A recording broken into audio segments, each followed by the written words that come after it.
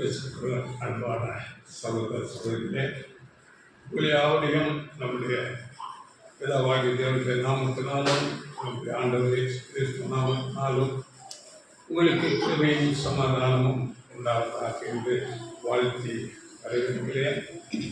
இந்த நாளிலே தேவனுடைய செய்தி என்னவென்றால், நம்முடைய ஆண்டவரே கிறிஸ்துவ 6ஆம் அதிகாரத்தில் ஜெபிக்கும்படியாக சொல்லிக் கொடுத்த அந்த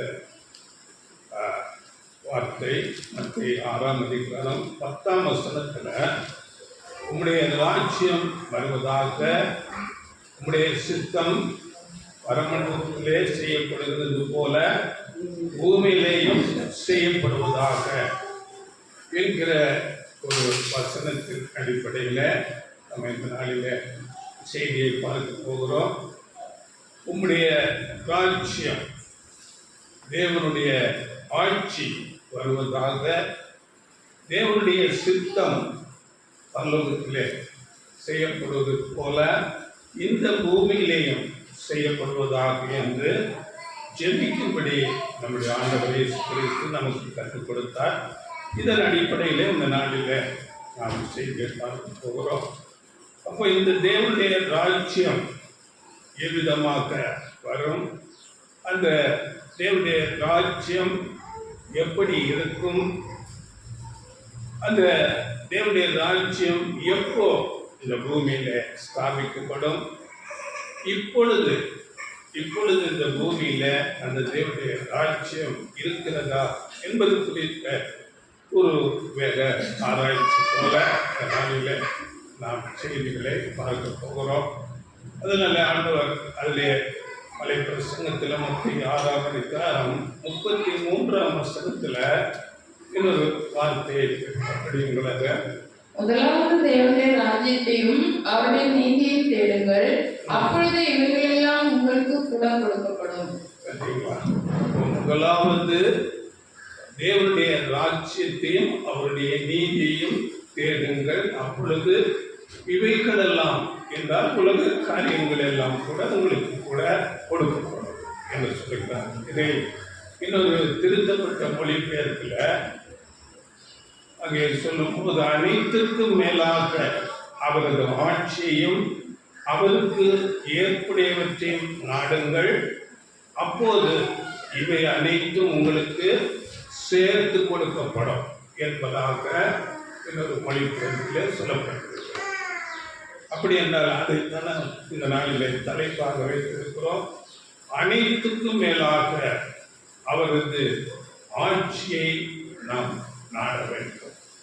இந்த உலகத்தில் நாம் எதை நாடிக்கொண்டிருக்கிறோம்? நம்முடைய படிப்பு, இல்லாவிட்டால் வேலை, பணம், அதிகாரம், பேர், புகழ், இவைகளை நாம் எல்லாவற்றுக்கும் மேலாக தேடிக்கொண்டிருக்கிறோமா? இல்லாவிட்டால் வேதம் சொல்வது போல எல்லாவற்றுக்கும் மேலாக தேவனுடைய ராஜ்யம், அவருடைய நீதியை தேடுகிறோமா என்பதை குறித்து நாம் நாமே நிதானித்து அறிந்து கொள்ள வேண்டும். தேவனுடைய ராஜ்யத்தை நாம் முதலாவது தேடும்போது உங்களுக்கு மற்ற எல்லாவற்றையும் கொடுப்பதாக தேவன் வாக்கு பண்ணியிருக்கிறார். இங்கே வசனத்தில் நாம் படிக்கும்போது, அப்போது இவை அனைத்தும் உங்களுக்கு சேர்த்து கொடுக்கப்படும். இது தேவனுடைய ஒரு வாக்குத்தத்தம், ப்ராமிஸ். அதனால நாம் முதலாவது தேவனுடைய ராஜ்யத்தை தேடும்படியாக நாம் பிரயாசப்பட வேண்டும். ஆண்டவர் இயேசு கிறிஸ்து பேசும்போது கூட அந்த தேவனுடைய ராஜ்யம் இனிமேல் வரப்போகிறதா இருக்கிறது என்று பேசுகிறார். இனிமேல் வரப்போகிறது என்று பேசுகிறார். ஆனால் இன்றைக்கு இந்த உலகத்தில் தேவனுடைய ராஜ்யம் இருக்கிறதா, தேவனுடைய சித்தம் செய்யப்படுகிறதா என்றால், இந்த நாளிலே உலகம் முழுவதிலும் சாத்தானுடைய ஒரு ஆளுகைக்குள்ளாக இருக்கிறது. தேவனுடைய சித்தம் செய்யப்படுவதில்லை. தேவனுடைய வார்த்தைகளை, வேதத்தை நாம் பேசும்போது, சத்தியங்களை பேசும்போது அது யாரும் காது கொடுத்து கேட்பதில்லை, அதற்கு கீழ்ப்படிவதில்லை. அதை எல்லாம் உதாசீனம் பண்ணுகிறார்கள். ஆனால் சாத்தானுடைய காரியங்களை, உலக காரியங்களிலே அதிகமாக செவி கொடுத்து அப்படியாக தேவனை அங்கே ரிஜெக்ட் பண்ணி கொண்டு இந்த நாளிலே உலகம் இருக்கிறது. அதனால் ஆண்டவர் இயேசு கிறிஸ்து கூட சொல்லும் போது யோவான் 14:30 அங்கே இயேசு சொல்லும் போது, இந்த உலகத்தின் அதிபதி வருகிறான், அவனுக்கு என்னிடத்திலே ஒன்றுமில்லை. அப்படி என்றால் ஆண்டவர் இயேசுவே சொல்லும் போது சாத்தானை இந்த உலகத்தின் அதிபதி என்று சொல்லுகிறார், அவனுக்கு என்னிடத்திலே ஒன்றுமில்லை. அப்படி என்றால் சாத்தானுடைய காரியங்கள் எதுவுமே நம்முடைய ஆண்டவர் இயேசு கிறிஸ்துவிடம் இல்லை. இதை குறித்து நாம் பார்க்கும்போது சாத்தானுடைய காரியங்கள் என்ன என்று நாம் பார்க்கும்போது, சாத்தான் உலகத்திலே அநேக ஆசைகளையும் இச்சைகளையும் தூண்டிக்கொண்டு மாம்சத்தின் கிரியையிலே ஜனங்களை அப்படியாக மாம்ச காரியங்களுக்காக பிரயாசப்படிப்படியாக வைத்துக் கொண்டிருக்கிறார். இதை குறித்து அநேக வசனங்கள் இருக்கிறது. நாம் படிக்கும் போது 1 யோவான் 2:15-16 வசனங்களில் படிங்கள வசனம். 1 யோவான் உலகத்தில் உள்ளவர்களும் அன்பு கூடாது. ஒருவர் உலகத்தில் அன்பு கொண்டால் அவரிடத்தில் பிதாவின் அன்பு இல்லை. ஏனெனில் மாம்சத்தின் இச்சையும், கண்களின் இச்சையும், ஜீவனத்தின் பெருமையுமாகிய உலகத்தில் உள்ளவைகள் எல்லாம் பிதாவினால் உண்டானவை அல்ல, அவைகள் உலகத்தினால் உண்டானவை. பார்த்தீங்களா? இங்கே கண்களின் இச்சை, மாம்சத்தின் இச்சை, ஜீவனத்தின் பெருமை, இவைகளெல்லாம் பிதாவினால் உண்டானவைகள் அல்ல, உலகத்தினால். அப்படி என்றால் சாத்தானுடைய செயல்களினாலே இருக்கிறது. இதை குறித்து இன்னும் அநேக வசனங்கள் இருக்கிறது. நீங்கள் வீட்டில் படித்துக் கொள்ளுங்கள். கலாத்தியர் 5:10 மாம்சத்தின் கிரியைகள் என்று சொல்லிக்கொண்டு 19-21 வசனங்களில் நமக்கு தெரியும். மாம்சத்தின் கிரியைகள் விபச்சாரம், வேசித்தனம், அசுத்தம், காமவிகாரம், விக்கிரகாராதனை, வெள்ளி சூரியம், பகல்கள், விரோதங்கள், வைராக்கியங்கள், கோபங்கள், சண்டைகள், பிரிவினைகள், மார்க்கப்பேதங்கள், பொறாமைகள், கொலைகள், வெறிகள், களியாட்டு, இப்படியாக 17 விதமான காரியங்கள். இவையெல்லாம் சாத்தானுடைய காரியங்கள். இவைகளையே இந்த நாளிலே மனுஷர்கள், உலகம் செய்து கொண்டு இருக்கிறது. இதை குறித்து ரோமர் 1:29 படிக்கும் போது அங்கே 23 விதமான கிரியைகள், சாத்தானுடைய காரியங்கள், அதை பற்றி சொல்லப்பட்டிருக்கு. இவைகளை நீங்கள் படித்துக் கொள்ளுங்கள்.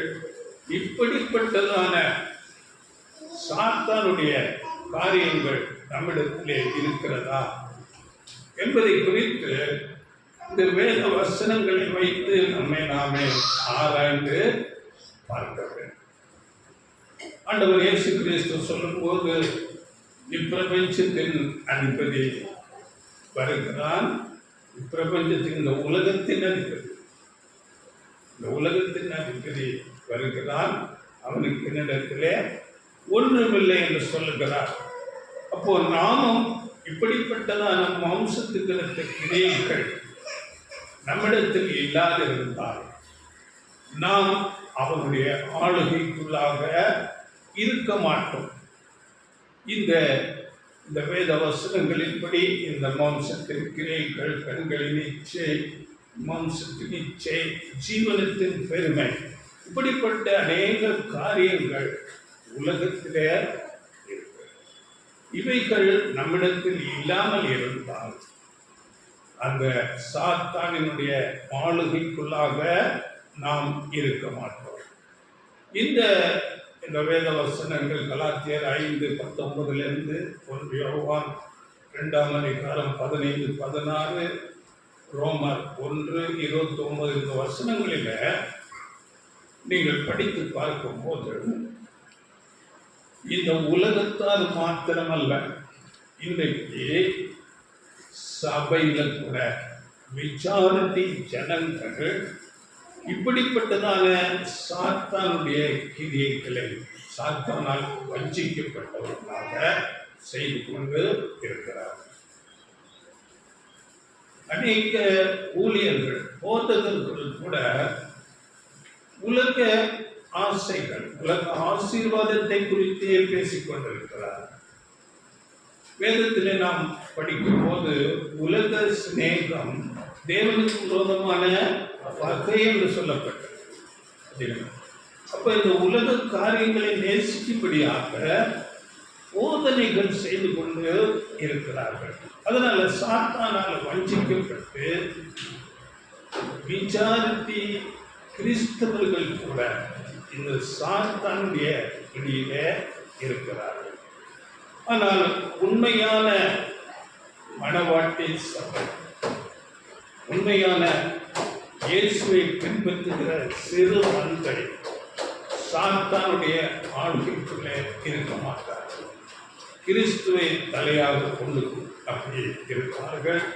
அப்போஸ்தலர்கள் அவரை பின்பற்றின பரிசுத்தவான்கள் எல்லாருமே அப்படியாகத்தான்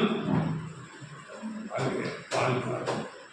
சாத்தானுக்கு இடங்கூடாதபடி சாத்தானுடைய இந்த கிரியைகளை எல்லாம் வெறுத்து அவர்கள் வாழ்ந்தார்கள். அதனால அவர்களுக்குள்ளே ஆண்டவர் இயேசு கிறிஸ்து ஆளுகை செய்கிறவராக, கிறிஸ்து அவர்களை ஆளுகை செய்கிறவராக, அவர்கள் தேவனுடைய ராஜ்யத்துக்குள்ளே கிறிஸ்துவின் ஆளுகைக்குள்ளே இருக்கிறார்கள் என்று வசனம் படிங்கள். கொலோசியர் 1:13 இருளின் அதிகாரத்தினின்று நம்மை விடுதலையாக்கி தமது அன்பின் குமாரனுடைய ராஜ்யத்துக்கு உட்படுத்தினவருமாயிருக்கிற பிதாவை ஸ்தோத்தரிக்கிறோம். இருளின் அதிகாரத்தில், இருள் என்றாலே சாத்தானை அடையாளப்படுத்துகிறது. இருளின் அதிகாரத்திலிருந்து நம்மை விடுதலையாக்கி தமது அன்பின் குமாரனுடைய ராஜ்யத்திற்கு உட்படுத்தி இருக்கிறார். அது லிட்டரலாக அல்ல, ஒரு ஆவிக்குரிய ரீதியாக, ஸ்பிரிச்சுவலாக அவர் நம்மை ஆளுகை செய்கிறவராக இருக்கிறார். இந்த சுவிசேஷ யுகம் நாம் தேவனுடைய வார்த்தைகளை கேட்டு உணர்ந்து கொண்டு கீழ்ப்படிந்து ஆண்டவர் இயேசு கிறிஸ்துவின் அந்த அடிச்சுவடுகளை பின்பற்றி அவரை போல, அவர் நமக்கு மாதிரி வைப்பது போல அவரை பின்பற்றி நடக்கும்படியாக இந்த சுவிசேஷ யுகம் ஏற்படுத்தப்பட்டது. அதனால் ஆண்டவர் அங்கே மலை பிரசங்கத்தில் சொல்லும் போது கூட இந்த காலம், இந்த சுவிசேஷ யுகம் தீமைகளை சகிக்கிற காலம். தீமைக்கு நன்மை செய்ய வேண்டும், தீமைகளை சகித்துக் கொண்டு நன்மைகளை செய்ய வேண்டும். நிந்தித்தாலும் சபித்தாலும் நாம் அவர்களை ஆசீர்வதிக்க வேண்டும். அப்படியே நன்மை செய்து பாடு அனுபவிக்க வேண்டும். அப்படியே சத்துருக்களையும் சிநேகிக்க வேண்டும். துன்பப்படுகிறவர்களுக்காக, நம்மை துன்பப்படுத்துகிறவர்களுக்காகவும் நாம் ஜெபிக்க வேண்டும். இப்படிப்பட்ட காலம்தான் இந்த சுவிசேஷ. இது நம்முடைய ஆண்டவர் இயேசு கிறிஸ்து நமக்கு போதித்த கற்பனைகள். அதனால் ஆண்டவர் இயேசு சொல்லும் போது மலை பிரசங்கத்தில், இப்படி செய்வதனால் நீங்கள் பரலோகத்தில் இருக்கிற பிதாவுக்கு புத்திரர். இப்படி செய்தால் நாம் தேவனுக்கு பிள்ளைகள், அந்த கிறிஸ்துவின் ராஜ்யத்தில், தேவனுடைய ராஜ்யத்தில் நாம் இருக்கிறவர்களாக இருப்போம்.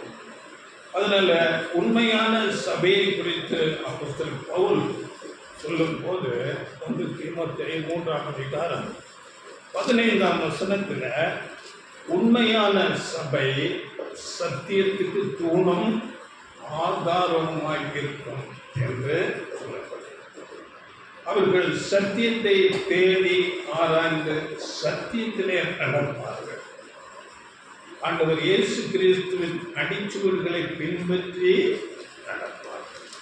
இன்றைக்கு அநேக பொய் போதனைகள், சாத்தானுடைய வஞ்சனைகள் இந்த நாளிலே இருப்பதை நாம் அறிந்திருக்கிறோம்.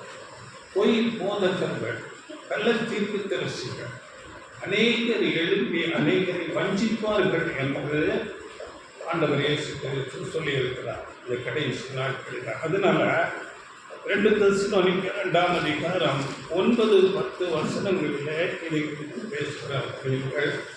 அந்த அக்கிரமக்காரனுடைய வருகை சாத்தானுடைய செயலின்படி சகல வல்லமையோடும் அடையாளங்களோடும் பொய்யான அற்புதங்களோடும் கெட்டு போகிறவர்களுக்குள்ளே அநீதியினால் உண்டாகும் சகலவித வஞ்சகத்தோடும் இருக்கும்.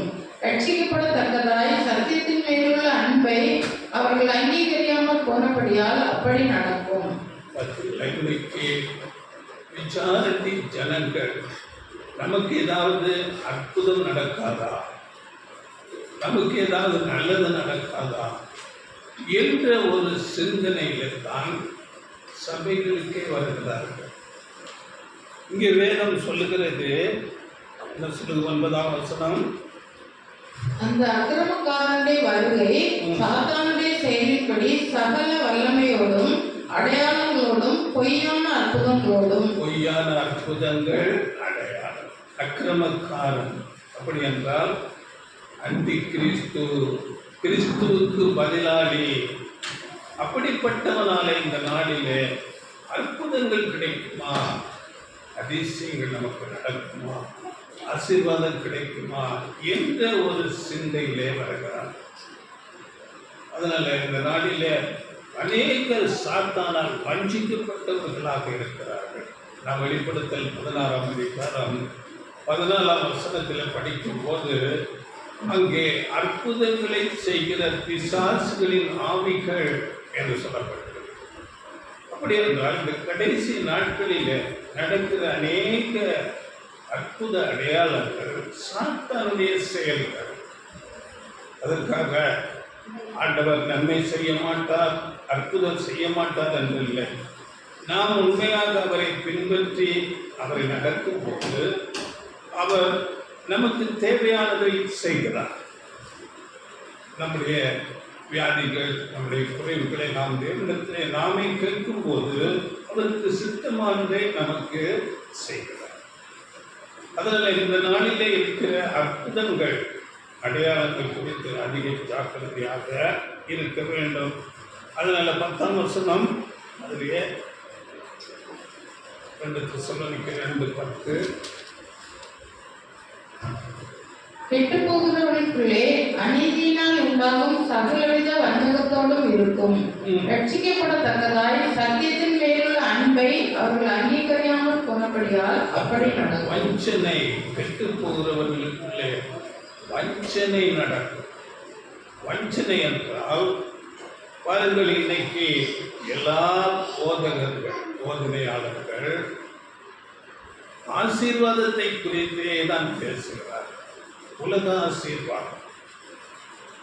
ஆனால் ஆண்டவர் இயேசு கிறிஸ்து தம்மை பின்பற்றி வருகிறவர்களுக்கு என்ன சொன்னார்? ஒருவன் என்னை பின்பற்றி வர விரும்பினால் தன்னைத்தான் வெறுத்து தன் சிலுவை எடுத்துக்கொண்டு என்னை பின்பற்றி வர வேண்டும். இந்த சுவிசேஷ யுகம் ஒரு பலியின் ஜீவியம் செய்யும்படியாக சபை அழைக்கப்பட்டது. ஆனால் இங்கே வஞ்சனையான போதனை, ஆசீர்வாத போதனை, இது வஞ்சனை. அதனால இந்த போதனைகளை குறித்து நாம் அதிகம் ஜாக்கிரதையோடு இருக்க வேண்டும். அதனால நமக்கு ஆண்டவர் இயேசு கிறிஸ்து சொல்லும்போது கூட மத்தேயு 11ஆம் அதிகாரம் 12ஆம் வசனத்துல, அதாவது நான் படிக்கிறேன். யோவான் ஸ்நானன் காலம் முதல் இதுவரைக்கும் பரலோகராஜ்யம் பலவந்தம் பண்ணப்படுகிறது. பலவந்தம் பண்ணுகிறவர்கள் அதை பிடித்துக் கொள்ளுகிறார்கள். பலவந்தம் பண்ணுகிறவர்கள் அப்படி என்றால் ஒரு வைராக்கியம் பாராட்ட வேண்டும். சத்தியத்துக்காக கிறிஸ்துவின் அடிச்சுவடுகளை பின்பற்றி நடப்பதற்கு, அந்த இடுக்கமான பாதையில நடப்பதற்கு ஒரு உறுதி, ஒரு வைராக்கியம் காட்டணும். அப்படிப்பட்டவர்கள் தான் அங்கே பல்லவராட்சிக்குள்ள பிரவேசிப்பார். அதுலேயே அப்படியே 11-12 இந்த 2 தெசலோனிக்கேயர் 2ஆம் அதிகாரம் 11-12 படிங்க.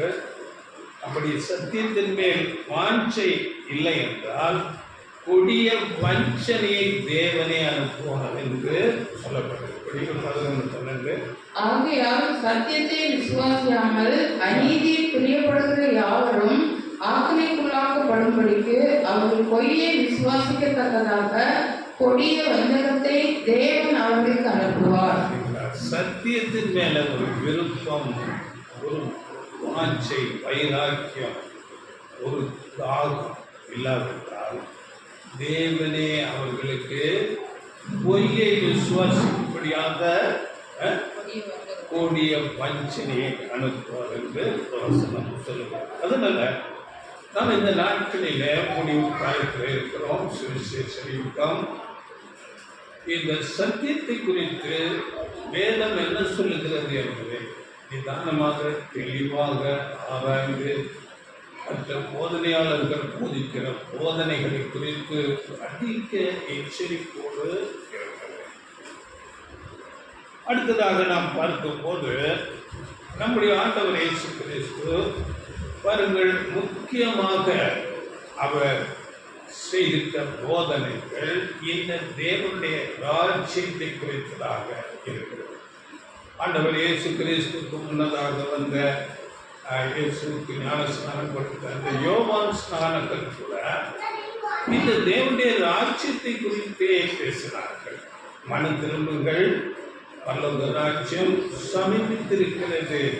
மத்திய 4ஆம் அதிகாரம் 17ஆம் வசனத்துல ஆண்டவர் ஞானஸ்நானத்துக்கு முதலாவது இந்த வார்த்தைகளையே பேசுகிறார். மனம் திரும்புங்கள், பரலோக ராஜ்யம் சமீபித்திருக்கிறது. அப்படியே அப்போஸ்தலர்கள், அவரை பின்பற்றின பரிசுத்தவான்கள் எல்லாரும் இந்த தேவனுடைய ராஜ்யத்தை குறித்தே பேசினார்கள். மனம் திரும்புங்கள், தேவனுடைய ராஜ்யம் சமீபமாயிருக்கிறது. ஒரு வசனம் மாத்திரம் படிங்கள். அப்போஸ்தலர் நடபடிகள்ல 28ஆம் அதிகாரம் 31ஆம் வசனம். மிகுந்த தைரியத்துடனே தடையில்லாமல் தேவனுடைய ராஜ்யத்தை குறித்து பிரசங்கித்து கர்த்தராகிய இயேசு கிறிஸ்துவை பற்றிய விசேஷங்களை உபதேசித்துக் கொண்டிருந்தான். தேவனுடைய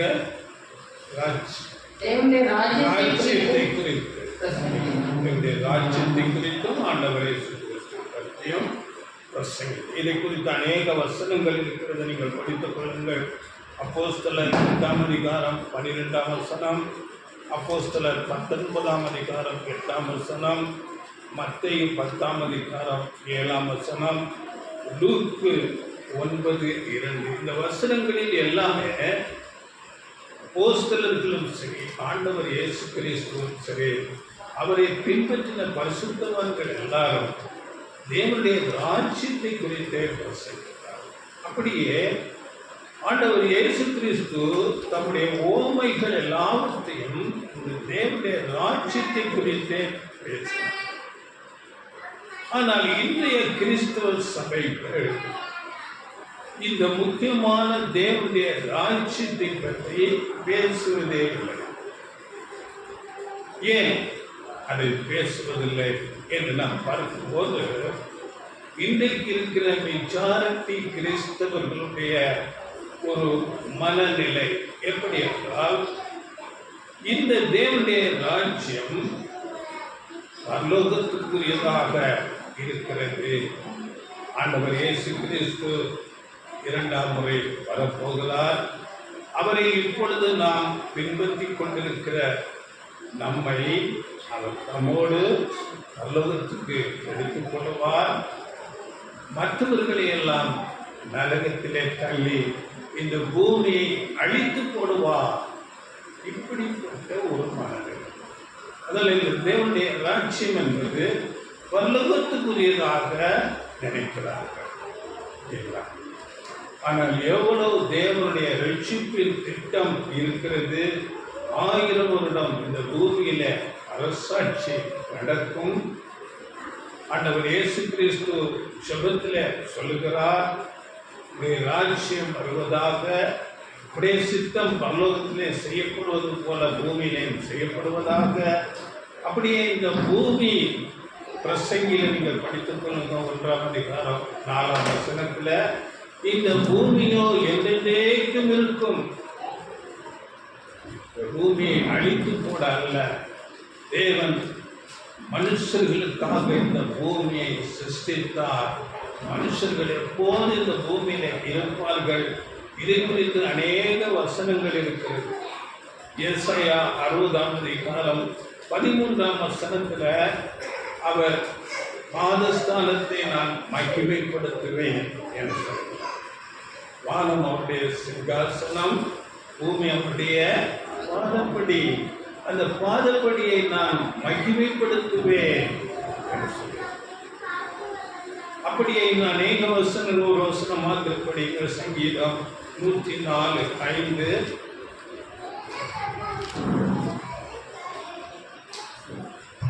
பூமி ஒருபோதும் நிலை பெறாதபடி அதன் ஆதாரங்கள் மேல் அதை ஸ்தாபித்தார். பார்த்தீங்களா, ஒருபோதும் நிலை பெறாதபடி அப்படி ஸ்தாபித்து வைத்திருக்கிறார். இன்னும் சங்கீதம் 78:69 கூட நீங்கள் படித்துக் கொள்ளுங்கள். இப்படி இந்த பூமி என்றென்றைக்கும் இருக்கும். ஆனால் அதில் இருக்கிற ஜனங்கள், அதில் உள்ள தீமையான காரியங்கள் அழிவித்து போகும். ஆனால் இன்றைக்கு இருக்கிற மெஜாரிட்டி கிறிஸ்துவர்கள், ஆண்டவர் இயேசு கிறிஸ்து வருகிறார், உலகத்தை எல்லாம் அழித்து போடுகிறார். இப்பொழுது அவரை பின்பற்றாதவர்களை எல்லாரையும் நரகத்திலே தள்ளி போடுகிறார் என்று ஒரு குறுகிய ஒரு மனத்தில் தேவனுடைய ரட்சிப்பின் திட்டங்களை அறியாதவர்களாக இப்படி இருக்கிறார். அதே போல பாருங்கள், ஆண்டவர் இயேசு கிறிஸ்துவின் முதலாம் வருகையில அன்றைக்கு இருந்த யூதர்கள், சீசர்கள் உட்பட தேவனுடைய ராஜ்யம் இப்பொழுதே பூமியில ஸ்தாபிக்கப்பட போகிறது என்ற ஒரு மனநிலையில இருந்தார்கள். ஆண்டவர் இயேசு ராஜாவாக இருக்க போகிறார், அவரோடு கூட நாம் எல்லாரும் மந்திரிகளாக இருக்க போகிறோம் என்ற ஒரு மனநிலையில அன்றைக்கு சீசர்கள் அப்படிப்பட்ட ஒரு நிலையில இருந்தார்.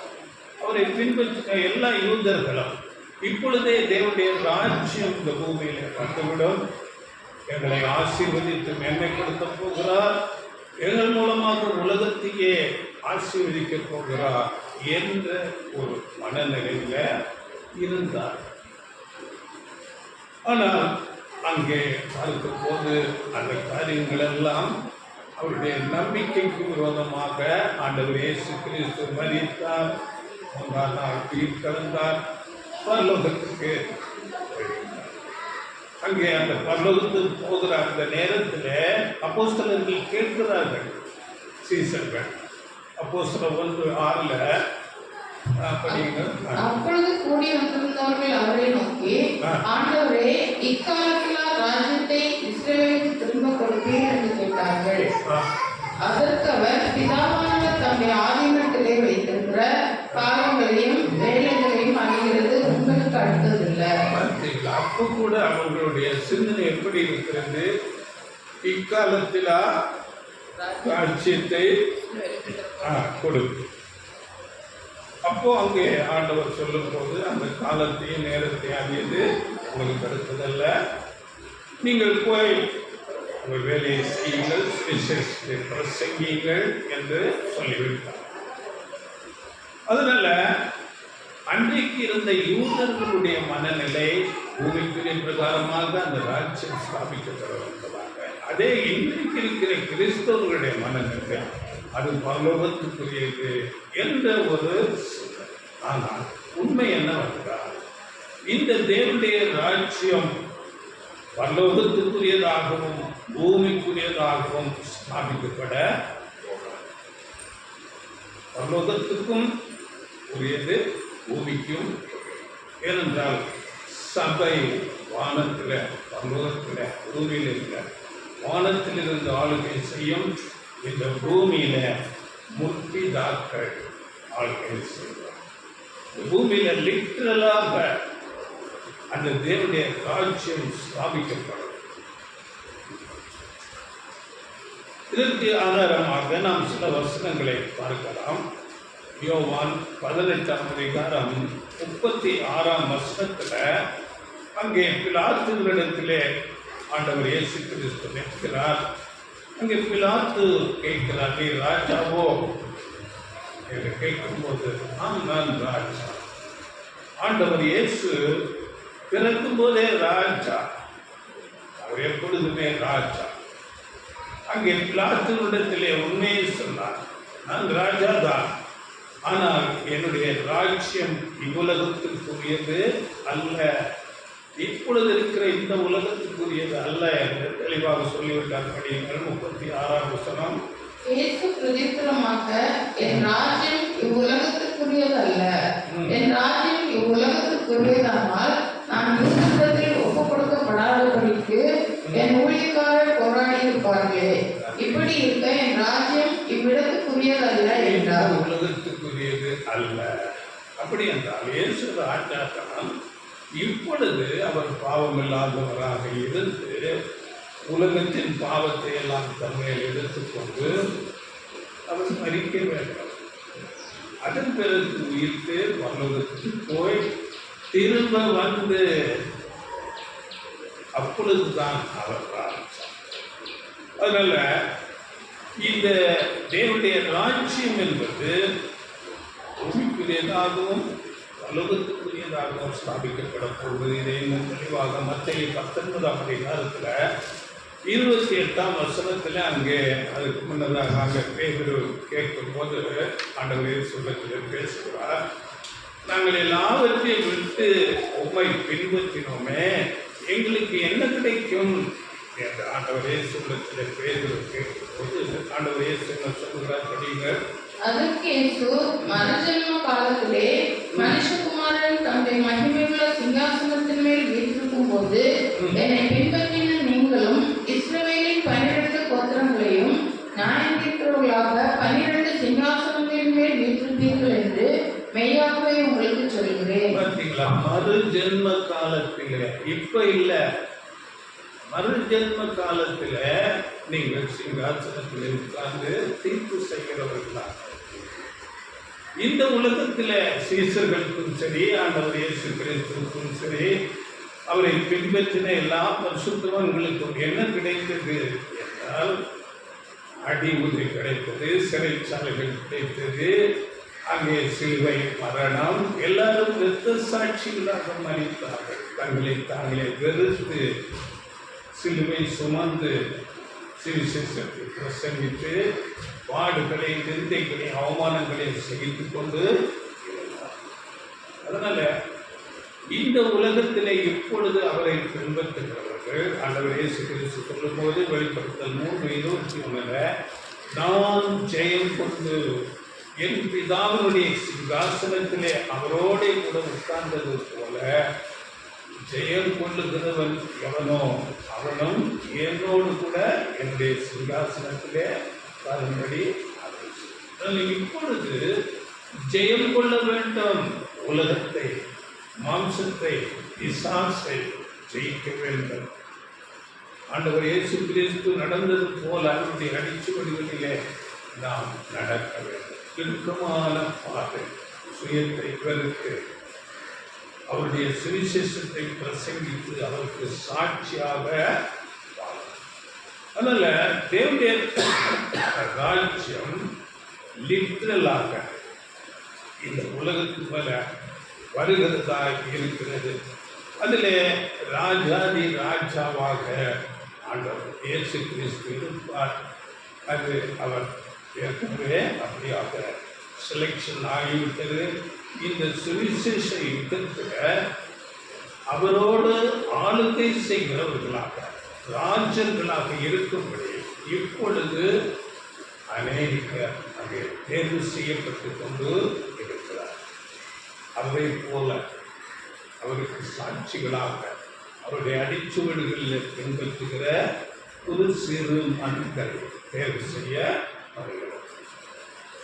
அதனால இப்பவே நாம் அவரை விசுவாசித்து நாம் சபைக்குள்ளாக வந்திருக்கிறோம், சத்தியத்தை அறிந்திருக்கிறோம், தேவனுடைய பிரமாணங்களை அறிந்திருக்கிறோம், தேவனுடைய ரட்சிப்பின் திட்டத்தை அறிந்திருக்கிறோம். இவைகளை அறிந்து அவருடைய பிரமாணங்களின்படி வாழ்ந்து அவருக்கு சாட்சியாக நாம் வாழ்ந்து ஒரு ஜீவ பலி ரோமர் 12 சொல்லப்பட்டிருக்கிற அப்படிப்பட்டதான ஒரு பலி ஜீவியம் ஜீவிக்க வேண்டும். இந்த உலகத்தில் பேர் பிரஸ்தாபத்தை தேடிக்கொண்டு மேன்மை அடைய வேண்டும், அப்படி அல்ல. அவருடைய நாமத்துக்காக சாட்சியாக நின்று அப்படிப்பட்டவர்கள் இந்த சுவிசேஷ யுகத்திலே தேர்வு செய்யப்பட்டு ஆண்டவர் இயேசு கிறிஸ்துவோடு அவர் ராஜாதி ராஜாவாகவும் இவர்கள் ராஜாக்களாகவும் அவரோடு கூட இருந்து வாழ்க்கை செய்வார். ஆண்டவர் இயேசு கிறிஸ்துவை குறித்து சொல்லியிருக்கிறார், அழைக்கப்பட்டவர்கள் அநேக, தெரிந்து கொள்ளப்பட்டவர்கள் சிலர். அதிலும் உண்மையுள்ளவர்கள் இன்னும் கொஞ்சம் பேர் தான் ஆண்டவர் இயேசு கிறிஸ்துவின் அடிச்சுவடுகளை பின்பற்றி வருவார். அதனால் 12:32 கூட பயப்படாதே சிறு மந்தையே பிதாவாகிய தேவன் ராஜ்யத்தை தர பிரியமாயிருக்கிறார். சிறு மந்தை தான் இப்பொழுது தேர்வு செய்யப்படுகிறதா இருக்கிறது. அதனால ஏசாயா 1:19 படியுங்கள். ஏசாயா 1:19. நீங்கள் மனம் பொருந்தி செவி கொடுத்தால் தேசத்தின் நன்மையை புசிப்பீர்கள். செவி கொடுத்தால் தேசத்தின் நன்மையை புசிப்பீர்கள். நம்முடைய சுய ஆசைகள், நம்முடைய சுய மேன்மைகளை தேடி இல்லாமல் நம்முடைய எண்ணங்களை அடக்கி என்னுடைய வார்த்தைக்கு முழு மனதோடு கீழ்ப்படிந்து நடந்தோமானால் அவரோடு கூட என்னுடைய ராஜ்யத்தில் ராஜர்களாக இருந்து ஆளுகை செய்ய நாம் இப்பொழுது அந்த வசனத்துக்கு கீழ்ப்படிய வேண்டும். அப்பொழுதுதான் நாம் உலகத்தை அந்த கீழ்ப்படிதலுக்குள்ளாக கொண்டு வர முடியும். எல்லா ஜனங்களும் ஆதாமிலிருந்து மரித்து போன எல்லா ஜனங்களும் உயிர்த்தெழுந்து வரப்போகிறார்கள். அவர்களை எல்லாம் இந்த வசனத்துக்கு கீழ்ப்படுத்துவதற்கு நாம் முதலாவது இந்த வசனத்துக்கு கீழ்ப்படிந்து நடக்க வேண்டும். அப்படி கீழ்ப்படிதல் உள்ளவர்கள் தான் மற்றவர்களை அப்படி அடக்கி கீழ்ப்படிதலுக்குள்ளாக கொண்டு வர முடியும். இதற்கு நமக்கு மாதிரி நம்முடைய ஆண்டவர் இயேசு கிறிஸ்து தான். நம்முடைய தலையாகிய ஆண்டவர் இயேசு கிறிஸ்து. அவருடைய மாதிரியை குறித்து நாம் பார்த்திருக்கிறோம். பிலிப்பியர் 2:6-8 வசனங்களில் அவர் தேவனுடைய ரூபமாயிருந்தும் அவர் தேவனுடைய ரூபமாயிருந்தும் தேவனுக்கு சமமாயிருப்பதை கொள்ளையாடின பொருளாக எண்ணாமல் தம்மைத்தாமே வெறுமையாக்கி அடிமையின் ரூபமெடுத்து மனுஷர் சாயலானார். அவர் மனுஷ ரூபமாய் காணப்பட்டு மரண பரியந்தம், அதாவது சிலுவையின் மரண பரியந்தம் கீழ்ப்படிந்தவராகி தம்மைத்தாமே தாழ்த்தினார். அப்படி அந்த கிறிஸ்துவின் சிந்தை தான் இன்றைக்கு நம்மிடத்தில் தம்மைத்தாமே வெறுமையாக்கி அடிமை உருவெடுத்து எப்படிப்பட்ட ஒரு மரணத்துக்கு தம்மை ஒப்புக் கொடுத்தார். இப்படியாக மரண பரியந்தம் கிறிஸ்துவை போல நம்மை தாழ்த்தி கீழ்ப்படிந்தார். அந்த எல்லா நாமத்துக்கும் மேலான நாமத்தை அவருக்கு தந்தருளி அவரை எப்படி உயர்த்தினாரோ அப்படி இந்த சபை இப்பொழுது அவரை பின்பற்றி நடக்கிற சிறு மந்தை உயர்த்தப்படுவதாக இருக்கிறது. இன்றைக்கு ஒரு வசனம் படிங்களை வெளிப்படுத்தல் 20ஆம் அதிகாரம் 4ஆம் வசனம். வெளிப்படுத்தல் அன்றியும் நான் சிங்காசனங்களை கண்டேன், அவைகளின் மேல் உட்கார்ந்தார்கள், நியாயத்தீர்ப்பு கொடுக்கும்படி அவர்களுக்கு அதிகாரம் அளிக்கப்பட்டது. இயேசுவை பற்றிய சாட்சி நிமித்தமும் தேவனுடைய வசனத்து நிமித்தமும் சிரச்சேதம் பண்ணப்பட்டவர்களுடைய ஆத்மாக்களையும் மிருகத்தையாவது அதன் சொரூபத்தையாவது வணங்காமலும் தங்கள் நெற்றியிலும் தங்கள் கையிலும் அதன் முத்திரையை தரித்துக் கொள்ளாமலும் இருந்தவர்களையும் கண்டேன். அவர்கள் உயிர்த்து கிறிஸ்துவுடனே கூட 1000 வருஷம் அரசாண்டார்கள். அவர்களுக்கு அதிகாரம் கொடுக்கப்பட்டது. இது முதலாம் உயிர்த்தெழுதல் என்று சொல்லக்கூடிய சபை வகுப்பார். அப்படி நடந்த சபை தாங்களை வெறுத்து கிறிஸ்துவின் பாதையில் அடிச்சுடுகளில் நடந்தவர்களுக்கு அதிகாரம் வழங்கப்பட்டது. அங்கே நாம் படிக்கும் போது தேவனுடைய அங்கே இயேசுவை பற்றிய சாட்சி நிமித்தமும் தேவனுடைய வசனத்து நிமித்தமும் சிரச்சேதம் பண்ணப்பட்டவர்கள் அப்படி சொல்ல. சிரச்சேதம் என்றால் தலையில்லாதவர்கள், தலைவெட்டப்பட்டவர்கள். அப்படி என்றால் அவர்களுடைய தலை ஆண்டவர் இயேசு கிறிஸ்துனுடைய கட்டுப்பாட்டுக்குள்ளே, அவருடைய ஆலோசனைக்குள்ளே, அவருடைய நடத்துதல்களுக்குள்ளே இருக்கிறவர்கள் அந்த ஒரு அதிகாரத்தை பெற்றுக் கொள்வார்கள். அப்படியே இன்னும் சொல்லும்போது மிருகத்தையாவது அதில் சொரூபத்தையாவது வணங்காமலும் தங்கள் நெற்றிகளில் தங்கள் கையிலும் அதன் முத்திரையை அடித்துக் கொள்ளாமலும் இருக்கிறார்கள். இது என்று அடையாளப்படுத்தப்படுகிறார். இங்கே மிருகம் அதன் சொரூபம் என்று சொல்லப்பட்டிருக்கிறது. இது அந்தி கிறிஸ்துவை அடையாளப்படுத்துகிறதாக இருக்கிறது. கிறிஸ்துவுக்கு எதிராளி ஆகிய அந்தி கிறிஸ்து அவருடைய முத்திரையை அடிக்காதவர்கள், கைகளிலே அதனை முத்திரையை பெறாதவர்கள். இன்றைக்கு பாருங்கள், இந்த அந்தி கிறிஸ்துவின் முத்திரையை தங்கள் நெற்றிகளிலும் தங்கள் கைகளிலும் வஞ்சிக்கப்பட்டு கிறிஸ்தவர்களில் அநேகர் தெரிந்திருக்கிறார். அப்படி என்றால் அந்தி கிறிஸ்து வேதம் சொல்லாத ஒரு கிறிஸ்துவுக்கு பதிலாளி, எதிராளி, அப்படிப்பட்டவருடைய போதனைகளை தங்கள் நெற்றிகளிலே பதித்துக் கொள்வது இன்னைக்கு கிறிஸ்தவர்களுக்குள்ள அநேக போதனைகள், வேதத்தில் சொல்லப்படாத போதனைகள் அவர்கள் நெற்றிலே பதித்திருக்கிறார்கள். அப்படி என்றால் அவர்கள் நெற்றியிலே அந்த மிருகத்தின் முத்திரையை தரித்திருக்கிறார்கள். அப்படியே அப்படிப்பட்ட ஊழியக்காரர்களுக்கு, அப்படிப்பட்ட அமைப்புகளுக்கு உதவி செய்கிறவர்கள் தங்கள் கைகளிலே முத்திரையை தரித்திருக்கிறார். அதனால இன்றைக்கு அநேக அறியாமையினால, சாத்தானுடைய வஞ்சனையினால அந்த மிருகத்தின் முத்திரையை தங்கள் நெற்றிகளிலே தரித்திருக்கிறார்கள். தங்கள் கைகளிலே தரித்துக் கொண்டவர்களாக இருக்கிறார்கள். அதனால் நாம் இந்த போதனைகளை குறித்து அதிக ஜாக்கிரதையாக இருக்க வேண்டும். அப்படியே அந்த முத்திரையை தரித்துக் கொள்ளாதவர்கள் அந்த தேவனுடைய ராஜ்யத்தில் ஆண்டவர் இயேசு கிறிஸ்துவோடு ஆளுகை செய்வார்கள். வேதத்தில் இருக்கிற போதனை என்ன, இவர்கள் போதிக்கிற போதனை என்ன என்று நாம் விழிப்போடு அந்த நாட்களில் நாம் பார்த்தோம். விழித்துக் கொண்டிருங்கள், தெளிந்த புத்தி உள்ளவர்களாயிருங்கள். அப்படியாக ரொம்ப ஆராய்ந்து நிதானித்து உணர்ந்து கொள்ள வேண்டும். அப்படிப்பட்டவர்கள் கிறிஸ்துவோடு ஆளுகை செய்வார்கள். அதில் வெளிப்படுத்தல் 26 முதலாம் உயிர்த்தெழுதலுக்கு பங்குள்ளவன் பாக்கியவானும் பரிசுத்தவானுமாய் இருக்கிறான். இவர்கள் மேல் இரண்டாம் மரணத்துக்கு அதிகாரம் இல்லை.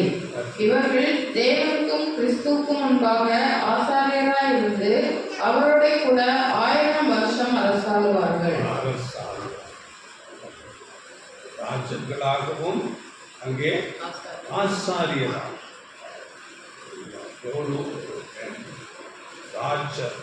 ராஜன் பிளஸ் ஆசாரியர், தேவனுக்கும் மனுஷனுக்கும் ஆசாரியர். அப்போ இங்க நமக்கு சொல்லும் போது இது முதலாம் உயிர்த்தெழுதலுக்கு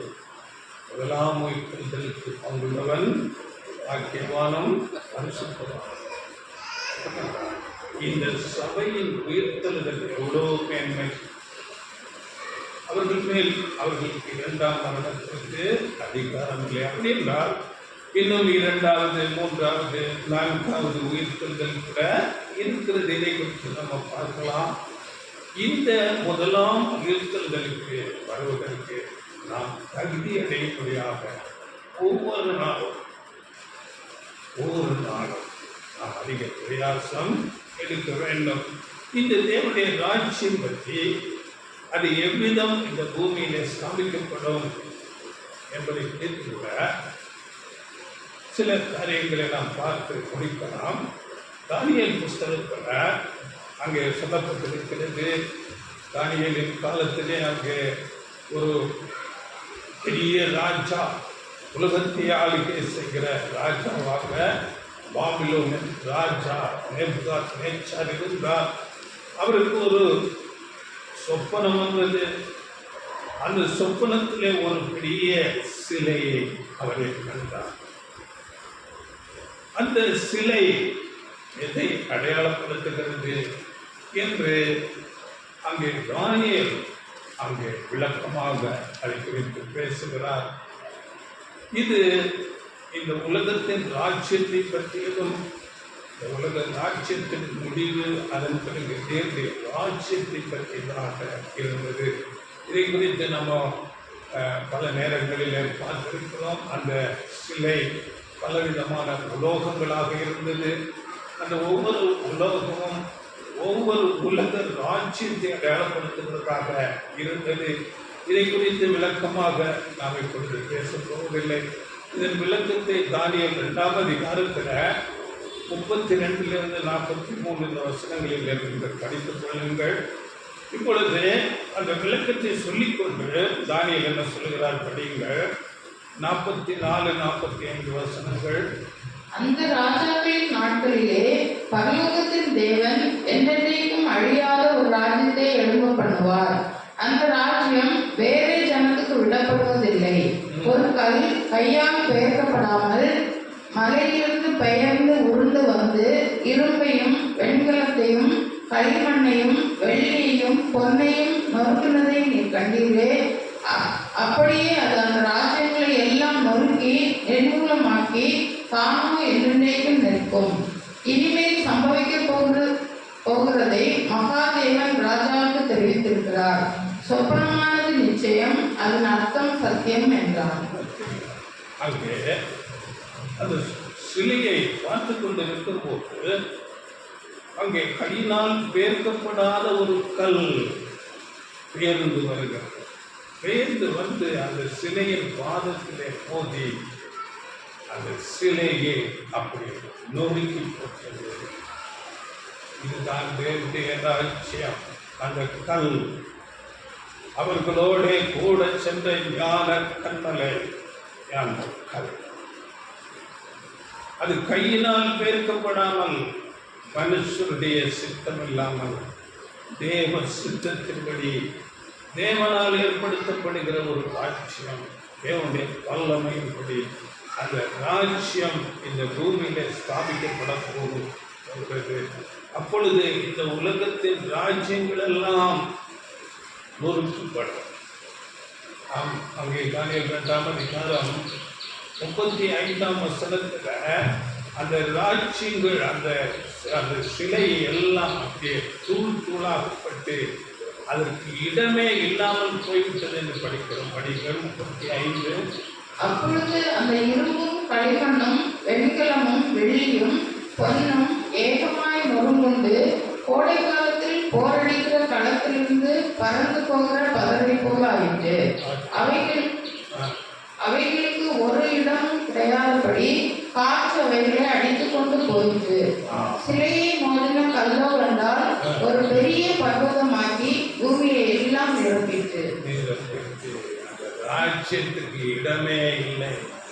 இப்பொழுது இருக்கிற இந்த அநீதியான ராஜாக்களுடைய ஆளுக்கை முற்றிலும் நீக்கப்படும். தானோ என்றால் அந்த கல் உலகம் முழுவது என்கிறது லிட்டரலாக தேவனுடைய ராஜ்யம். இந்த உலக ராஜ்யங்கள் எல்லாம் அழிக்கப்பட்டு இதை குறித்து நம்ம படித்திருக்கிற ஆல்ரெடி அர்மகதோன் யுத்தம் 38-39 அதிகாரத்தில் நீங்கள் படித்துக் கொள்ளுங்கள். அந்த யுத்தம் எப்படி இருக்கும் என்று அங்கே சொல்லப்படுகிறது. அந்த யுத்தத்தின் மூலம் இந்த உலகம் எல்லா அமைப்புகள், உலகத்தில் உள்ள ஆளுகை ஜனங்கள் மெச்சாரிட்டியாக எல்லாம் அழிக்கப்படும். பெரிய அழிவு வரும். அதன் பிறகு அந்த கல் தானவென்றால் அங்கே உலகத்தையே நிரப்பும்படியாக அது வளர்ந்தது என்று பார்க்கிறோம். இதுதான் தேவனுடைய ராஜ்யம். அந்த ராஜ்யம் நீதி உள்ள ராஜ்யம், நித்திய ராஜ்யம். இப்பொழுது அநீதி நிறைந்த உலகமாக இருக்கிறது, சமாதானம் இல்லாத உலகமாக இருக்கிறது.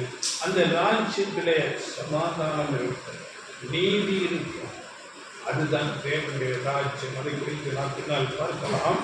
அப்படியே இந்த ராஜ்யத்தை குறித்து ஆண்டவர் இயேசு கிறிஸ்து கூட ஒரு ஊமையாக பேசுகிறார். அதை குறித்து படியுங்கள். லூக்கா 19 அதிகாரம் 11 13. லூக்கா.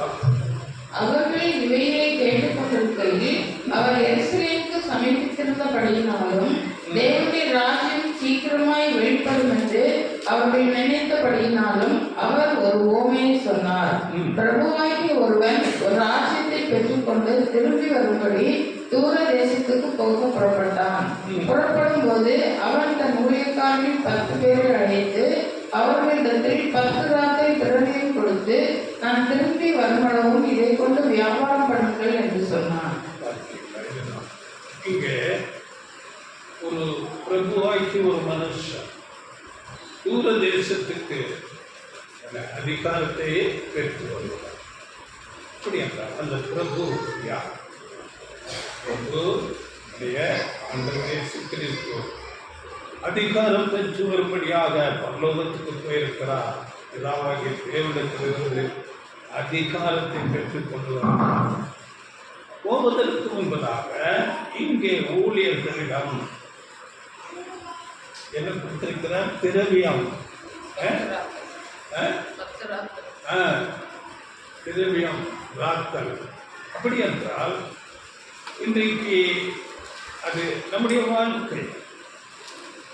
அவரை பின்பற்றுகிற ஊழியர்களுக்கு கட்டளை கொடுக்கிறார் ஆண்டவர் இயேசு கிறிஸ்து சீசர்களுக்கு சொல்லும் போது மத்தேயு 28:19-20 நீங்கள் படித்துக் கொள்ளுங்கள்.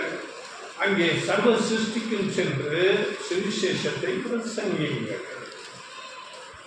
அவர்களுக்கு பிரசங்கித்து ஞானஸ்நானம் கொடுத்து சத்தியத்தை போதியுங்கள். கட்டளை. அப்போ நம்முடைய வாழ்க்கை அந்த தேவனுடைய கட்டளையை ஏற்றுக்கொண்டு நம்முடைய வாழ்க்கையில் உள்ள நம்முடைய பிரயாசங்கள், நம்முடைய எல்லா காலங்கள், பணம், நம்முடைய நேரம், நம்முடைய ஞானம், பேச்சு திறமை, எல்லா காரியங்களையும் தேவனுடைய நாமத்துக்கு நாம் செலவிட வேண்டும். அங்கே செலவிட்டு வியாபாரம் பண்ணி சாட்சி பகர்ந்து அங்கே பார்க்கும்போது, அங்கே படிக்கும்போது அங்கே அந்த ராஜா திரும்பி வந்து அந்த பிரபு வந்து அவர்களிடத்திலே கணக்கு கேட்கிறார். அதிகாரத்தை பெற்றுக்கொண்டு ஆண்டவர் இயேசு கிறிஸ்து வந்து ஊழியக்காரர்களை அழைத்து கணக்கு கேட்கிறார். அங்கே ஒருவன் வந்து சொல்லும் போது, நான் 10 பிரார்த்தனை பெற்றுக்கொண்டேன், அதிகமாக சம்பாதித்தேன், ஆதாயம் பெற்றுக்கொண்டேன். அப்பொழுது அங்கே சொல்கிறார், நல்லது உத்தமமும் உத்தம ஊழியர்தான். அப்படி 5 ஒருவர் சம்பாதித்தார், நல்லது உத்தமம். ஆனால் ஒருவர் மாத்திரம் சொல்லுகிறார், இது ஒருவர் இருவருடைய கணக்கு அல்ல, இந்த உலகத்தில் இன்றைக்கு அழைக்கப்பட்டு ஊழியம் செய்கிற ஊழியக்காரர்களுடைய கணக்கு. அங்கே 2 வகுப்பார் அவர்களால் இயன்றதை செய்திருக்கிறார்கள். அங்கே பாராட்டப்படுகிறது. உண்மையும் சுத்தமான ஊழியக்காரனை நீ 10 பட்டணங்களுக்கு அதிகாரியார், 5 பட்டணங்களுக்கு அதிகாரியார். இப்படி அந்த பிரபு வந்து கணக்கு கேட்கிறார். இன்றைக்கு நம்மை பார்த்து கணக்கு கேட்கிறார். உங்களுக்கு கொடுக்கப்பட்டதே, உங்களுடைய லைஃப் டைம் சத்தியம் கொடுக்கப்பட்டது, தேவனுடைய ரட்சிப்பின் திட்டங்கள் கொடுக்கப்பட்டது, தேவனுடைய ஞானம் கொடுக்கப்பட்டது, உங்களுக்கு பணம் கொடுக்கப்பட்டது, பொருள் எல்லா காரியங்களும் ஆரோக்கியம் கொடுக்கப்பட்டதே. நீங்கள் என்ன செய்தீர்கள்? கணக்கு கேட்பார். அப்படி பிரயாசப்பட்டவர்களுக்கு அவர் ரிவார்டு கொடுக்கிறதா இருக்கிறார். அதனால வரும்போது அப்படிப்பட்ட ரிவார்டு நமக்கு பெற்றுக்கொள்ளும் விதமாக நாம் போடணும். ஆண்டவரே கிறிஸ்து சொல்லும்போது, இதோ சீக்கிரமாய் வருகிறேன், அவன் அவனுடைய கிரியைகளுக்கு ஏற்படலாம். அங்கே கிரியை செய்யாத இருந்த ஒருவரை அங்கே என்ன சொல்லுகிறார்? அவனுக்கு இருந்ததும் அங்கே அதிக ஜாக்கிரதையுடையவர்களாக இருக்க வேண்டும். அடுத்ததாக நாம் பார்க்கும்போது, இங்கே இந்த உலகம் ஆதாமில் இருந்து வந்த ஜனங்கள், எல்லா ஜனங்களும் நாம் முதலாவது பார்த்தோம். முதலாம் உயிர்த்தெழுதல் அந்த சபைக்கு, சிறுமந்தைக்கு. அப்படியே 2வது 3வது 4வது உயிர்த்தெழுதல் இருக்கிறது. இதுதான் ஆண்டவர் இயேசு அங்கே சொல்லும் போது கூட ஆதியாகமத்தில் அங்கே அங்கே ஏதேனிலிருந்து ஒரு நதி புறப்பட்டு வருகிறது. அந்த நதி 4 பிரிக்கப்படுகிறது. 4 பிரிவுகள். இந்த முழு மனுக்குலம் ஆதாமில் இருந்து வந்த ஜனங்கள் 4 வகுப்பாராக பிரிக்கப்படுகிறார். இந்த பிரிவில் நாம் எந்த பிரிவில் இருக்கிறோம்? முதலாம் உயிர்த்தெழுதல், பரிசுத்தவானும் பாக்கியவான் தன் சபை, மணவாட்டி, சிறுமந்தை. இதை குறித்து நமக்கு அநேக வசனங்கள் இருக்கிறது. சிறுமந்தை குறித்து நாம் படித்தோம். வெளிப்படுத்தல் 24 படித்தோம். அப்படியே சங்கீதம் 45 அந்த மணவாட்டியாக அந்த சபை ஆண்டவர் இயேசு கிறிஸ்துவோடு மணவாளனோடு சேர்வதை, அப்படியே 2வது வகுப்பார். இது யாரை அடையாளப்படுத்துகிறது என்று நாம் பார்க்கும்போது, திரள் கூட்டம் என்ற ஒரு பிரிவு. அந்த சபை மணவாட்டி வகுப்பாளோடு உதவியாளராக அங்கே சங்கீதம் 45 தோழிகளாக சொல்லப்பட்டிருக்கிறது. வெளிப்படுத்தல் 7ஆம் அதிகாரம், வெளிப்படுத்தல் 7ஆம் அதிகாரம் 9-10 வசனங்களில் இந்த திரள் கூட்டம் வகுப்பாரை பற்றி அங்கே பேசப்பட்டிருக்கிறது. இதை நீங்கள் படித்துக் கொள்ளுங்கள். அடுத்தது 3வது ஒரு வகுப்பார், 3வது பிரிவினர், 1வது உயிர்த்தெழுதல். இது யார் என்றால், முற்பிதாக்களை ஆண்டவர் இயேசு கிறிஸ்துவுக்கு முன்னதாக இருந்த அங்கே ஆபேல் முதற்கொண்டு யோவான் ஸ்நானகன் வரையில் இருந்த முற்பிதாக்கள், எல்லா தீர்க்கதரிசிகள், பரிசுத்தவான்கள், ஆபிரகாம், ஈசாக்கு, யாக்கோபு, தானியேல், தாவீது, யோசேப்பு என்று அநேக தீர்க்கதரிசிகள், ராஜாக்கள், இவர்களெல்லாம் உயிர்த்தெழுந்து வந்து இந்த பூமியிலே அங்கே மனுஷர்களாக லிட்ரலாக ஆளுகை செய்கிறவர்களாக இருக்கிறார்கள். இதை குறித்து ஒரு வசனம் படிங்கள். ஏசாயா 1:26 வசனம்.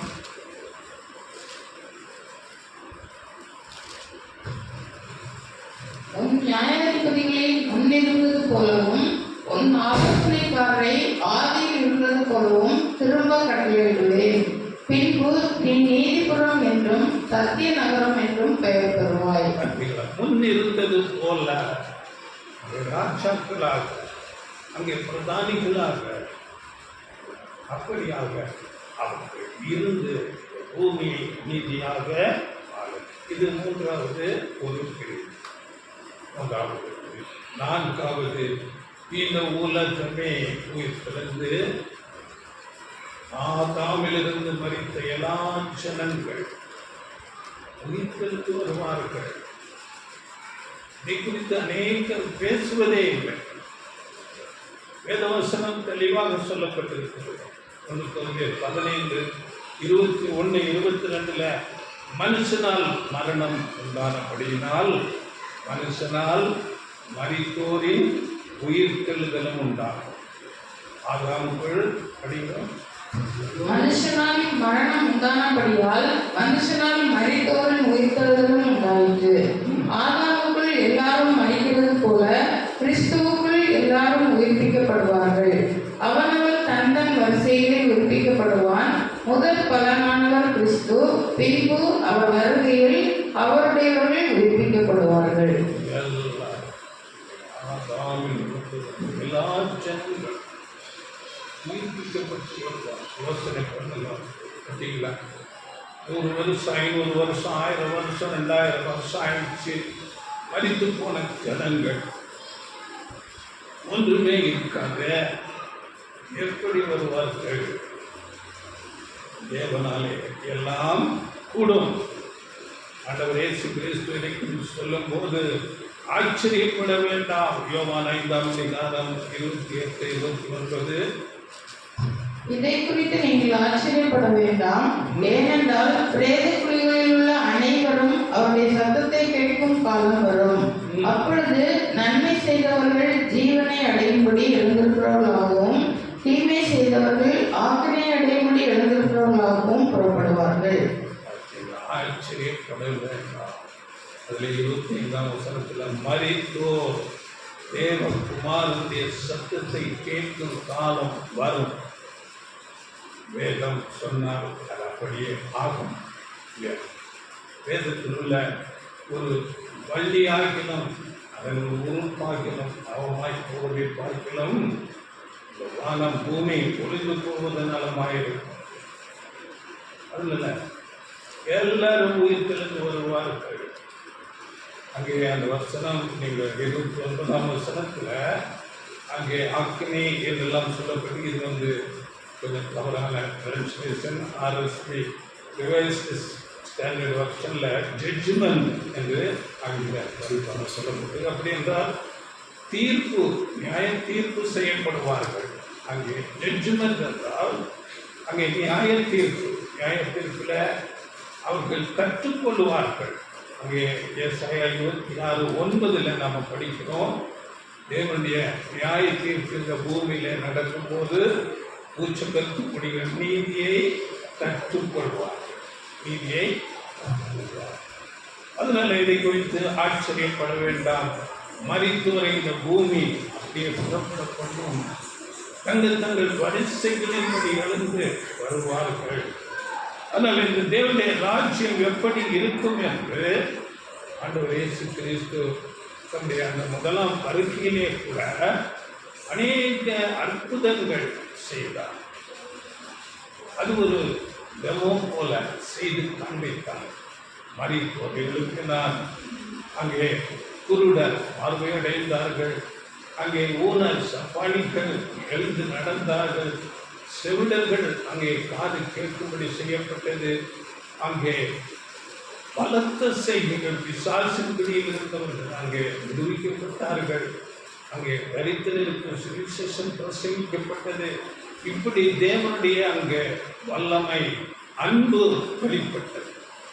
இதெல்லாம் ஒரு டெமோ போல, ஒரு மாதிரியாக தேவனுடைய ராஜ்யத்தில் இப்படிப்பட்ட காரியங்கள் எல்லாம் நடக்கும் என்று ஆண்டவர் இயேசு கிறிஸ்து அவருடைய முதலாம் வரைக்குள்ளே இவைகளை எல்லாம் செய்து, அது மாத்திரமல்ல, ஆண்டவர் இயேசு கிறிஸ்து தான் மேசியா, தேவனால் அனுப்பப்பட்ட ஒரு மேசியா என்று இதன் மூலம் அங்கே அவர் நிரூபித்து காண்பித்தார். அப்படியே அந்த தேவனுடைய ராஜ்யத்தில் இப்போ உள்ள வியாதிகள் ஒன்றுமே இருக்காது. இதை குறித்து நம்ம சில வசனங்களை பார்த்து முடிக்கலாம். அது எப்படி என்றால், இந்த வியாதிகளுக்கு எல்லாமே மூல காரணம் என்ன என்றால் பாவம்.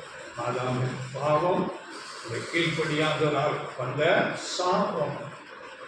அந்த வியாதிகள் நீக்கப்படுகிறது என்றால் ஆண்டவர் இயேசு கிறிஸ்து மூலமாக அவர் இந்த உலகத்தின் பாவத்தை எல்லாம் சுமந்து கொண்டு, அங்கே யோவான் சொல்லும்போது உலகத்தின் பாவத்தை சுமந்து தீர்க்கிற தேவன், அப்படி பாவத்தையும் சாபத்தையும் தன்மேல் எடுத்துக்கொண்டதுனால இந்த உலகம் எல்லா வியாதிகளில் இருந்தும் மரணத்தில் இருந்தும் அப்படியே ரிவைஸாக அந்த சாபம் நீக்கப்படுகிறதாக இருக்கிறது. இதை குறித்து சில வசனங்களை படியுங்கள்.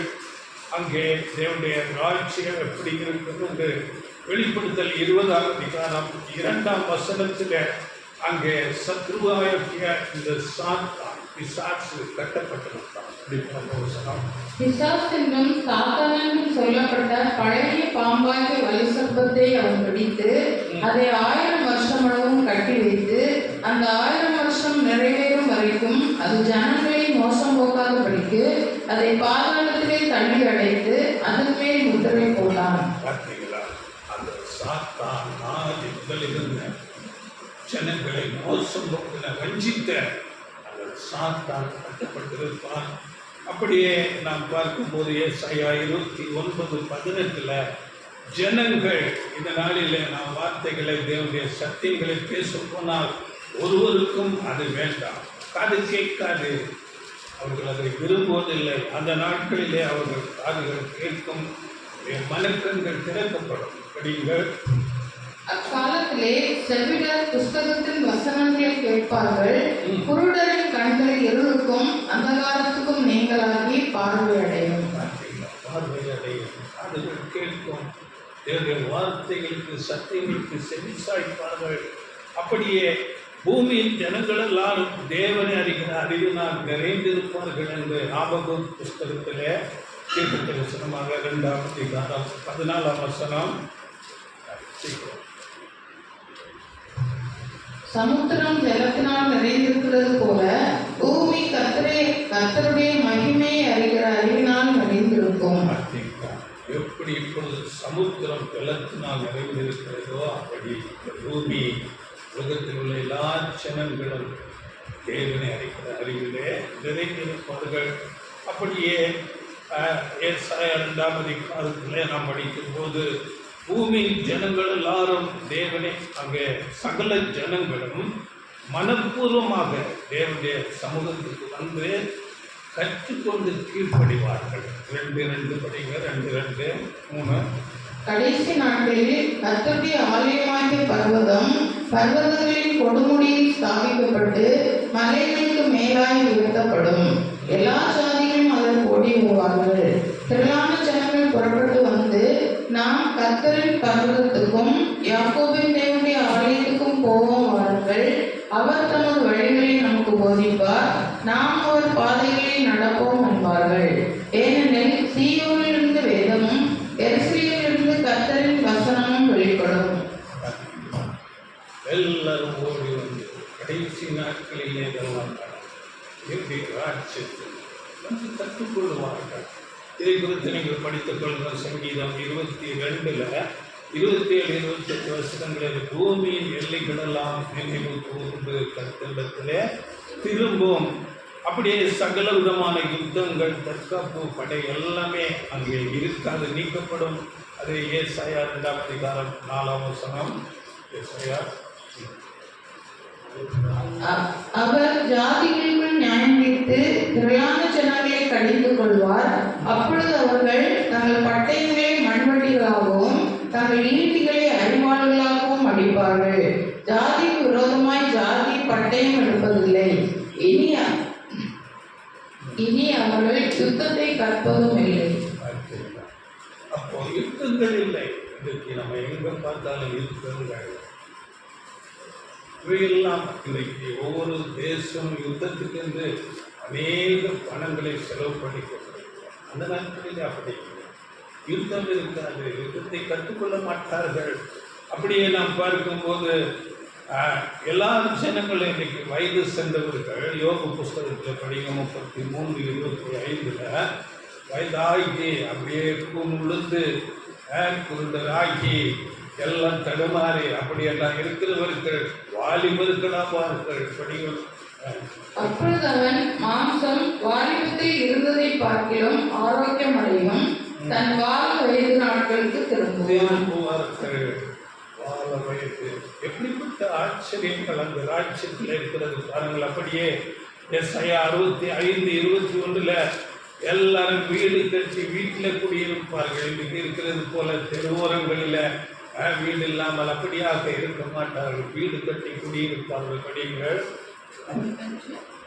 65:21 வீடுகளை கட்டி அவைகளில் குடியிருப்பார்கள், திராட்சை தோட்டங்களை நாட்டி அவைகளின் கனியை புசிப்பார்கள். அப்படியே ஏசாயா 35:7 படிங்கள். அதாவது இந்த பூமியே பெரிய ஒரு செழிப்புண்டாகும். பாலைவனங்கள் இன்றைக்கு நம்ம பார்க்கிறோம், பயங்கரமான வெயில், ஒன்றுமே செய்ய முடியாத வானம் பார்த்த பூமி போல அநேக இடங்கள் இருக்கிறது. அவையெல்லாம் செழித்து வளரும். படிங்கள் வெட்டாந்தரை தண்ணீர் தடாகமும் வறண்ட நிலம் நீரூற்றுகளும் ஆகும். பலிசர்ப்பங்கள் தாவரித்து கிடந்த இடங்களிலே புல்லும் கொழுப்பும் நாணலும் உண்டாகும். அப்படியே ஏசாயா 11:6-8 படிங்கள். அதாவது காட்டு மிருகங்கள் இன்றைக்கு சிங்கம் புலிகளோட நாம் போவதற்கே பயப்படுகிறோம். அவைகளெல்லாம் மனுஷர்களோடு மகிழ்ச்சியாக உலாவுகிறதாக இருக்கும். படிங்கள் அப்பொழுது ஓநாய் ஆட்டுக்குட்டியோட தங்கும், புலி வெள்ளாட்டுக்குட்டியோட படுத்துக் கொள்ளும், கன்றுக்குட்டியும் பாலசிங்கமும் காலையும் ஒருமித்திருக்கும். ஒரு சிறு பையன் அவைகளை நடத்துவான்.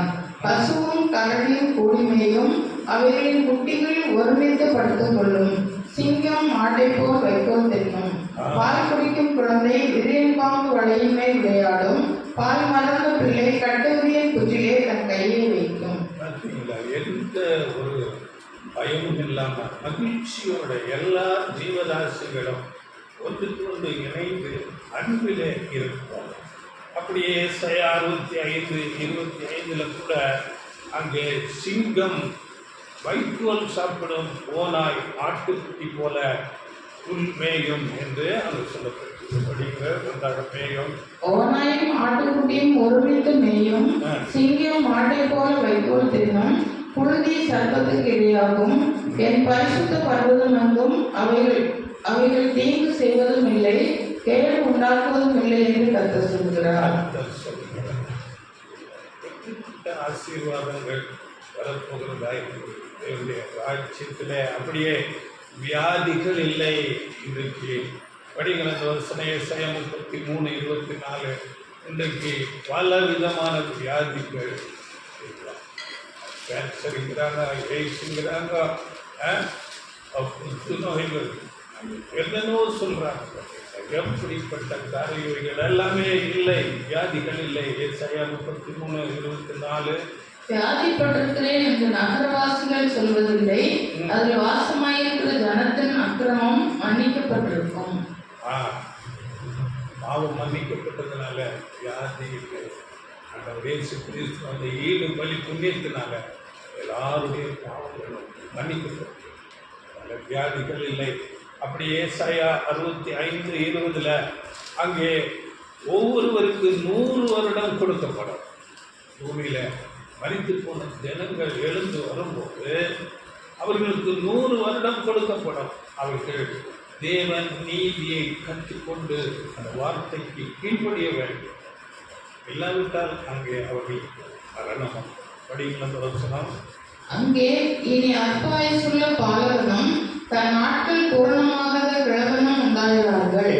100 வயது சென்று மரிக்கிறவனும் வாலிபன் என்று எண்ணப்படுவான்.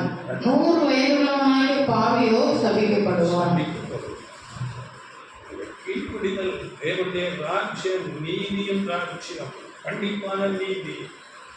வார்த்தைகளுக்கு நீதிக்கு கீழ்ப்படியாவிட்டால் மரணம். இப்படியாக அந்த கீழ்ப்படிந்து வருகிறவர்களுக்கு அதன் பிறகு மரணமில்லை, துக்கமில்லை, கண்ணீர் இல்லை. அங்கே சந்தோஷமாக வெளிப்படுத்தல் 21ஆம் அதிகாரம் 4-5. அவர்களுடைய கண்ணீர் யாவையும் தேவன் துடைப்பார். இனி மரணமும் இல்லை, துக்கமும் இல்லை, அலறுதலும் இல்லை, வருத்தமும் இல்லை. முந்தினவைகள் ஒழிந்து போயின என்று விளம்பினது. சிங்காசனத்தின் மேல் வீற்றிருந்தவர், இதோ நான் சகலத்தையும் புதிதாக்குகிறேன் என்றார். பின்னும் அவர், இந்த வசனங்கள் சத்தியமும் உண்மையானவைகள், இவைகளில் எழுது என்றார். சத்தியமான வார்த்தைகள், ராஜ்யத்தில் இவைகளெல்லாம் நிறைவேறப் போகிறது. அதனால இந்த உலகிலே எங்கும் சமாதானம், சந்தோஷம், எல்லாரும் மகிழ்ச்சியோடு பாடுவார்கள் என்று சொல்லப்பட்டிருக்கு. ஏசாயா 14:7, ஏசாயா 14:7. பூமி முழுதும் இளைப்பாறை அமைந்திருக்கிறது, கம்பீரமாய் முழங்குகிறார்கள். இளைப்பாறை அமைந்திருக்கிறது, கம்பீரமாக பாடி ஆர்ப்பரிப்பார்கள். அதனால ஆண்டவர் இயேசு கிறிஸ்து சொல்லி கொடுத்த அந்த ஜெபத்தில், உம்முடைய ராஜ்யம் வருவதாக, உம்முடைய சித்தம் பரமண்டலத்திலே செய்யப்படுகிறது போல பூமியிலேயும் செய்யப்படுவதாக என்ற காரியம் அப்பொழுது தேவை. அதனால் இந்த பூமி என்றைக்கும் இருக்கும். ஜனங்கள் சமாதானமாக சந்தோஷமாக இருக்கிறார்கள். யாருக்கும் தீமை செய்வதில்லை. இவைகளெல்லாம் எப்போ சம்பவிக்கும் என்று பார்க்கும்போது ஆண்டவர் இயேசு கிறிஸ்து 2ஆம் வருகைக்கு பிறகு. அதற்கு முன்னதாக இந்த உலகம், அநீதி நிறைந்த உலகம், பாவம் நிறைந்த உலகம் ஒரு பெரிய அழிவுக்குள்ளாக போகும். அப்படிப்பட்ட காலத்தில் நாம் இருக்கிறோம். உலகம் அநீதியினால் நிறைந்திருக்கிறது. இன்றைக்கு நாம் பார்க்கும்போது நேச்சுரல் டிசாஸ்டர், எங்கும் சுனாமி, பெரிய அதாவது பூமி அதிர்ச்சிகள், இந்த கிளைமேட் சேஞ்சினால சில நேரங்களில் அதிக மழை பெய்கிறது, அதிக உஷ்ணம். இப்படிப்பட்ட காரியங்கள் இந்த நாளிலே நடந்து கொண்டிருக்கிறது. அப்படியே ஜனங்களுக்கு விரோதமாக ஜனங்கள் எழுப்பி யுத்தங்கள், தீவிரவாதங்கள் பெருகி போயிருக்கிறது. அப்படியே அநீதி பெருகி இருக்கிறது. சுயநலக்காரர்களாக ஜனங்கள் இருக்கிறார்கள். இது எப்பவும் இருக்கிறது போல அல்ல. இப்போ ஒரு 50 வருடங்களை நீங்கள் யோசனை பண்ணுங்க. இந்த காரியங்கள் எல்லாம் நீங்கள் எப்படியாவது கேள்விப்படுவீர்கள். ஆனால் இன்றைக்கு உலகம் முழுவதிலும் இந்த காரியங்கள் நிறைவேறிக்கொண்டு நடந்து கொண்டே இருக்கிறது. அப்படியே கள்ள போதகர்கள் பெருகி இருக்கிறார்கள். ஆண்டவர் இயேசு கிறிஸ்து சொன்னார், கடைசி நாட்களில் வஞ்சனை செய்கிற தீர்க்கதரிசிகள், கள்ள போதகர்கள் எழும்புவார்கள். அப்படியாக இந்த நாளிலே பொய் போதனைகள் பெருகி இருக்கிறது. அற்புதங்கள், அடையாளங்கள் என்று ஜனங்களை சொல்லி வஞ்சித்துக் கொண்டிருக்கிறார்கள். அப்படியே இயேசு சொன்ன காரியம், இந்த இஸ்ரேல் ஜனங்கள், உலகம் முழுவதும் துரத்தப்பட்ட ஜனங்கள் கூட்டி சேர்க்கப்பட்டு அவர்கள் இன்றைக்கு வளர்ந்து செழித்திருக்கிறார்கள். இதை குறித்து லூக்கா 21ஆம் அதிகாரத்தில் நாம் படிக்கிறோம். அத்திமரம் துளிர்விடும் போது அவருடைய வருகை சமீபமாக இருக்கிறது என்று சொல்லப்பட்டிருக்கிறது. தேவனுடைய ராஜ்யம் சீக்கிரமாய் வரும் என்பதை நீங்கள் அறிந்து கொள்ளும். 21:31 அப்படியே இவைகள் சம்பவிக்கிறதை நீங்கள் காணும்போது தேவனுடைய ராஜ்யம் சமீபமாயிற்று என்று அறியுங்கள். அந்த இஸ்ரேல் ஜனங்களை அத்திமரத்துக்கு அடையாளப்படுத்தி அவர்கள் இந்த நாளிலே கூட்டி சேர்க்கப்பட்டு 1948 அவர்கள் வளர்ச்சி பெற்று எல்லா விதத்திலும் ஞானத்தில், யுத்த தளவாடங்களில், எல்லா ஆராய்ச்சி, எல்லா கண்டுபிடிப்புகளில் வளர்ந்து செழித்திருக்கிறார்கள். அது துளிர்விடும் போது தேவனுடைய ராஜ்யம் சமீபமாயிற்று என்று அது இப்படியாக ஆண்டவர் சொன்ன வார்த்தைகள் எல்லாம் மிகவும் சரியாக நிறைவேறிக்கொண்டே இருக்கின்றன. மனுஷர்களுடைய இருதயம் சோர்ந்து போகும். அப்படியே இந்த நாளில் எப்பொழுது யுத்தம் வருமோ, எப்படிப்பட்ட வியாதி வருமோ, விபத்து வருமோ என்று சோர்ந்து போய் ஜனங்கள் இருக்கிறார்கள். அப்படிப்பட்ட காலத்தில் நாம் இருக்கிறோம். இவைகள் இன்னும் இந்த உலகத்திலே பெருகி ஒரு உச்ச நிலைக்கு வரும். அப்பொழுது பெரிய யுத்தங்கள், அழிவுகள், மோசங்கள் வரும். அது சடுதியாக வரும் என்று சொல்லப்பட்டிருக்கிறது. நாம் லூக்கா கடைசியாக அந்த வருஷம் படித்து முடியுங்கள். லூக்கா 21:35-36. பூமியில் எங்கும் குடியிருக்கிற அனைவர் மேலும் அது ஒரு கண்ணியை போல வரும். ஆகையால் இனி சம்பவிக்க போகிற இவைகளுக்கெல்லாம் நீங்கள் தப்பி மனுஷகுமாரனுக்கு முன்பாக நிற்க பாத்திரவான்களாக எண்ணப்படுவதற்கு எப்பொழுதும் ஜெபம் பண்ணி விழித்திருங்கள் என்றார். இவைகளுக்கெல்லாம் தப்பிப்பதற்கு ஒரே வழி ஆண்டவர் இயேசு கிறிஸ்துவை நாம் பிடித்துக் கொள்ள வேண்டும். அவர் சொன்ன அந்த அடிச்சுவடுகளில் அவரை உறுதியாய் பற்றிக் கொண்டு அவரை சார்ந்து வாழ வேண்டும். செபித்து விழிப்போல ரொம்ப ஜாக்கிரதையாக நாட்களில் அப்பொழுது நாம் அவர்களுக்கு ஒரு கண்ணீர் போல இந்த அழிவு வருகிறதா இருக்கிறது. அதனால் எல்லாவற்றுக்கும் மேலாக நாம் தேவனுடைய ராஜ்யத்தில் சேர்ந்தபடியாக அதிக பிரயாசம் எடுக்க வேண்டும். ஆசீர்வதிப்பாராக.